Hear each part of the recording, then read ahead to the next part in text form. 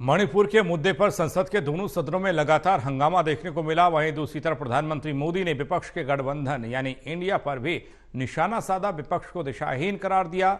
बोला कि इंडिया तो ईस्ट इंडिया कंपनी और इंडियन मुजाहिदीन में भी था। इन सभी मुद्दों पर आम आदमी पार्टी के राज्यसभा सांसद सुशील गुप्ता से बातचीत की हमारे संवाददाता देवेश कुमार ने, वो आपको दिखा रहे हैं।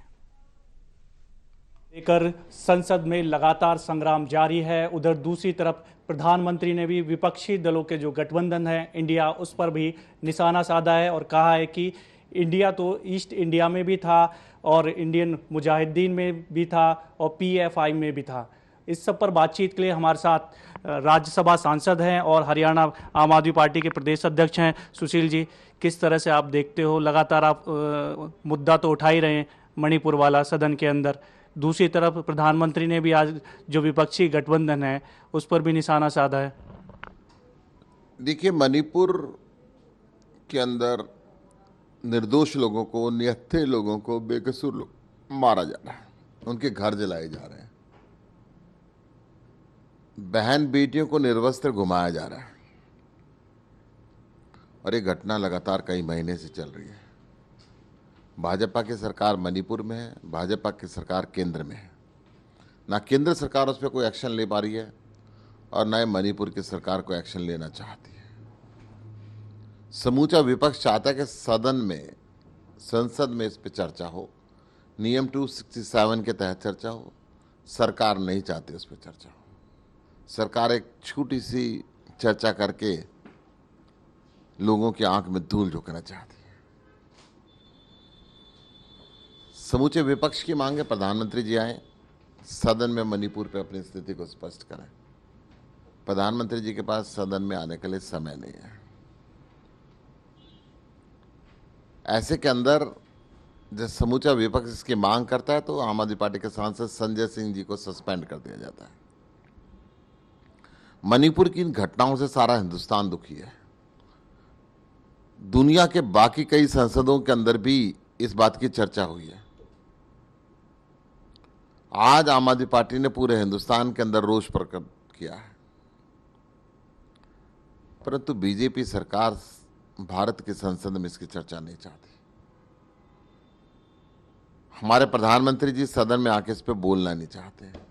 क्या कारण है ये तो खुद बताएंगे, परंतु ये बहुत शर्म की बात है कि इस हद तक कार्रवाई हो गई परंतु सरकार का कोई इंटरेस्ट नहीं है। विपक्ष का जो आपका लोगों का जो गठबंधन बन रहा है इंडिया, इस पर भी सवाल या निशान उठाए जा रहे हैं। प्रधानमंत्री कह रहे हैं कि जो बैठक हुई थी उस दौरान उन्होंने कहा है कि इंडियन मुजाहिदीन में भी इंडिया है, ईस्ट इंडिया में भी इंडिया था और पीएफआई भी इंडिया लगा था, उससे कुछ होने वाला नहीं है। देखिए, इंडिया, भारत, हिंदुस्तान बहुत खूबसूरत नाम है। कॉन्स्टिट्यूशन ऑफ इंडिया इस देश की वो किताब है जिसके बेस पे सारे धार्मिक ग्रंथ नीचे रह जाते हैं और ये ऊपर चलता है, जिसके बेस पे कमजोर से कमजोर व्यक्तित्व को संरक्षण प्राप्त होता है। आज उस नाम से प्रधानमंत्री जी को इतनी दिक्कत क्यों होने लगी? कॉन्स्टिट्यूशन ऑफ इंडिया के हिसाब से सारा देश चलता है और प्रधानमंत्री जी तो खुद कहते थे खेलो इंडिया, बढ़ो India, wake up India, make in India. Twitter handle है इनका बीजेपी फॉर इंडिया। तो अचानक इंडिया से इतनी नफरत क्यों होगी? तो प्रधानमंत्री जी बताएंगे उनका डर है या उनको नफरत है। ये गतिरोध जो बना हुआ है ये कैसे खत्म होगा? इस तरह तो सत्र चलेगा नहीं। विपक्ष कह रहा है कि आप लोग कह रहे हो कि चर्चा के लिए तैयार नहीं है, दूसरी तरफ जो तमाम बीजेपी के नेता वो कह रहे हैं हम चर्चा के लिए तैयार हैं। मांग क्या है आखिरकार विपक्ष की? नाम ये है कि एक विस्तृत चर्चा हो, नियम 267 के तहत हो। सरकार चाहती है 10-20 मिनट की चर्चा हो जाए, उसमें से 2-4 मिनट विपक्ष बोल ले, बाकी टाइम सरकार बोल ले, तो इससे बात नहीं बनने वाली। प्रधानमंत्री ने एक और आज जिक्र किया कि इस तरह का विपक्ष कह रहे हैं कि आज तक नहीं देखा, दिशाहीन विपक्ष है ये। दिशाहीन किसको कहते हैं तो प्रधानमंत्री जी को सोचना पड़ेगा। जब निर्भया कांड हुआ तो पूरी बीजेपी वेल के अंदर बैठती थी, और तब देश के प्रधानमंत्री ने आगे बयान दिया था। और आज संजय सिंह जी को केवल इसलिए सस्पेंड कर दिया गया कि वो नियम 267 पर ध्यान आकर्षित कराने के लिए सभापति जी के पास गए। ये हिंदुस्तान की जनता सब देख रही है दिशाहीन कौन है और दिशा के साथ कौन चल रहा है।